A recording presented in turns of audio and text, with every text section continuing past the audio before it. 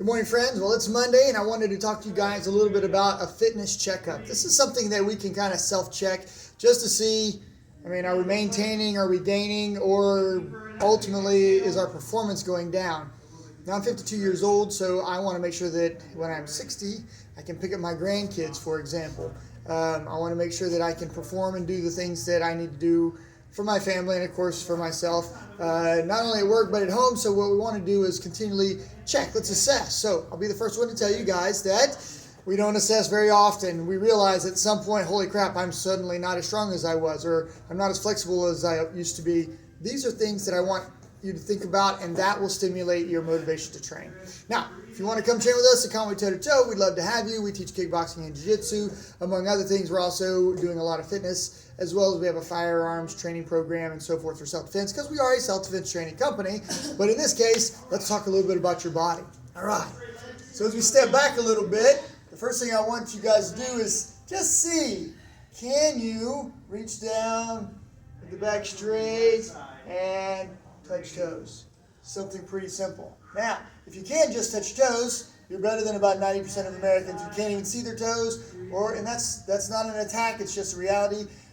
We are an obese nation. We need to lose a little bit of weight, but ultimately we need to work on the flexibility.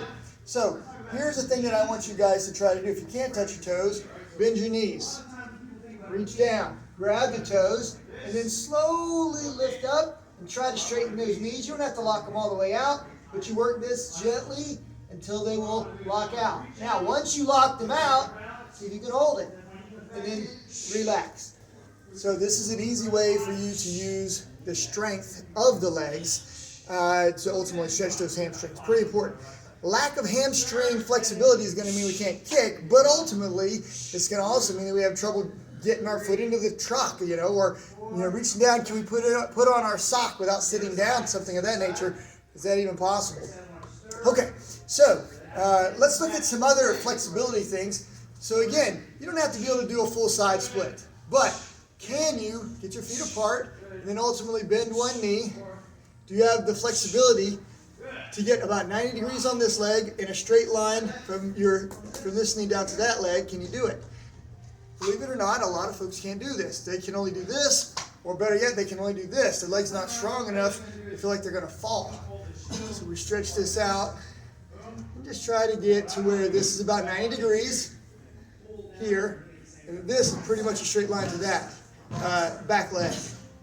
Now, here's the drill that I want you to do. So start with the feet.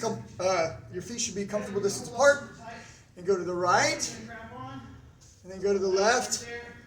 So this is similar to a lunge, but it's a stationary position, and we're working the hips. So I'm twisting in the hips. You're going to stretch the groin muscle. On one side, it's a little bit of a little bit of hip flexor, but we're going to be tight here and stretch, and tight here and stretch. All right, if that's easy, move the back foot out a little bit. Go beyond 90 degrees and push. I feel that really strongly here in the hip flexor muscle at the top of the quad. Feel a little bit right here, and it's super good. All right. Now, next strength drill that I want you guys to think about is how strong are your legs. And here's why that's important. If you go to trip, right, we're afraid of falling. You trip, if you can make this step, you won't fall. But we ultimately trip and we can't make the step. Our legs aren't strong enough, nor are we fast enough. And once we get overbalanced this way, we can't ultimately get back into recovery position. So here's a cool drill. We start here, again, legs about shoulder width apart. And we're going to sit back on one leg and sit back on the other leg. Now, if you can't do this, totally okay. Put your hands on the ground, bend one leg, and start by touching this toe. Try to keep the heels on the ground, right? So you see this heel tends to come up. Let's do it from the back side. This heel's going to tend to come up whenever we are trying to make this. So we want to get that heel flat, and we want to balance. All right, we're going to do the same thing on the other side. Again, this heel is going to tend to want to come up. Let's keep it flat. All right, so I'll do it from a side position. That might give you a little bit better feel. So back straight, and down, up, and down, up. This means your quads are strong enough to get the whole body up with minimal weight on the other foot. So my right leg is working, now my left leg is working. Right, and left. So these are simple drills that you can kind of test your physical strength. Let's talk about balance for a quick second. I love this drill, and so many people miss out on some simple basic drills because they think, oh, it's just going to suck, I don't want to do it. Let's go ahead and grab our foot. You can grab right hand, left foot like I have, or you can grab right hand, right foot, it doesn't matter. You're going to stretch the quadricep, but we're going to balance on this foot. Now, my balance is pretty good, but if we're wobbling, look at the ground, pick a piece of trash and point at it, maybe a little fuzzy on the ground, a little piece of dirt, and see if you can focus on it, right? If you find yourself really wobbling, I'm trying to turn so you guys can see, lean slightly forward and bend the knee. That's where your balance is. Your base is in that knee. If you're locked out, you're going to tend to wobble. Do it on both sides. Double check. So I'm like, oh, I'm hopping around. I kind of lose my balance. Bend that knee. Right? Focus on something on the ground. Even point at it. Work on this balance. Strengthen that quadricep that you can hold your weight on a bent leg. Right? And the lower you go, the more balance you have, but the harder it is on the leg. Right? Not too bad. Okay. So when it comes to the lower body, these are some simple drills. Let's talk about the mid body or the core. Okay, so most people can do a sit-up or a crunch. Those are pretty easy. But let's see if we can pull our knees up and get straight up.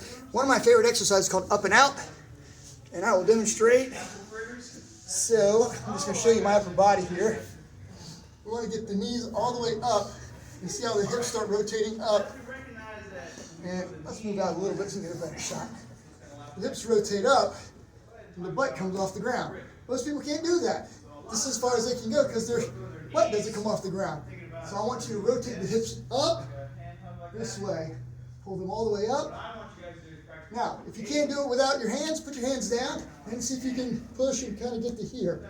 Now, once you can do that, go all the way out, bring them all the way in, go all the way up. You can hold yourself up. This is kind of fine, kind of easy. But then get to where you can do it without the hands so that you're up and you're really balancing your body using the core strength.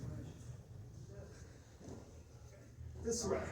But this is the basic piece. Get those hips up, right? Get the hips off the ground this way.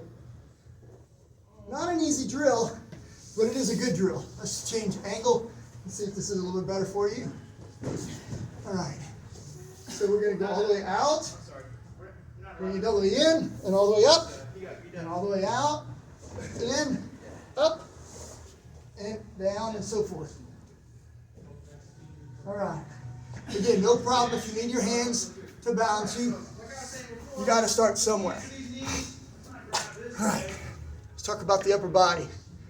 One push-up. Can you do one legitimate push-up?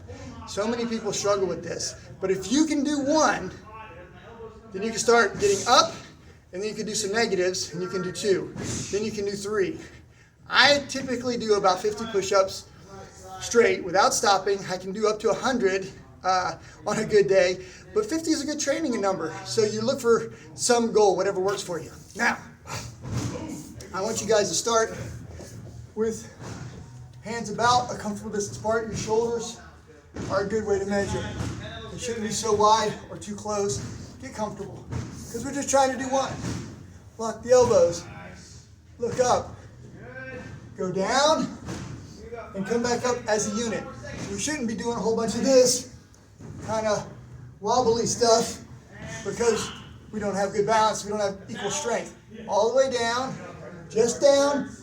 and just up. If you can do one push-up, then you can do this next drill. It's called a negative. I'm going to go from the side view so you guys can see a little bit better. Let's clamp the camera down a little bit too.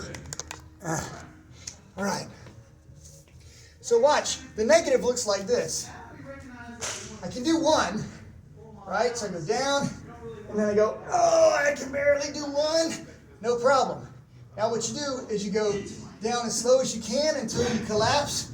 Then you can get to your knees and kind of pull yourself up. Then you go down again. It's nice. This is a negative. Nice and slow down. All right.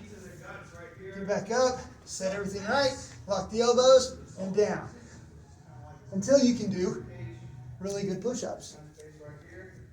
All right. Now, I'm an old military guy, so in the military, we're picky about the perfection or the cleanness of the technique when you're doing a push-up. I want you guys to do a push-up. Do it the best way that you can. If you're not clean at first, you'll get clean, but just try and work what you can. Push-ups on the knees are not bad, but you got to do twice as many kneeling push-ups to really get any effect of doing one really good push-up. So try to do that. So you got push-ups for the core, or the chest, shoulder, tricep. You got the up and out for the core, and you got those cool leg drills for your legs. Guys, make sure you train hard. Do something for your body. Do something for yourself every single day. There's no sense in being my age, 52 years old, and you can't do a push-up, an up and out, or a standing lunge to the right or the left. Guys, my name's Curtis Robinson. If you need some help with your physical fitness, with your self-defense, even firearms training, we're here to help you. Take care.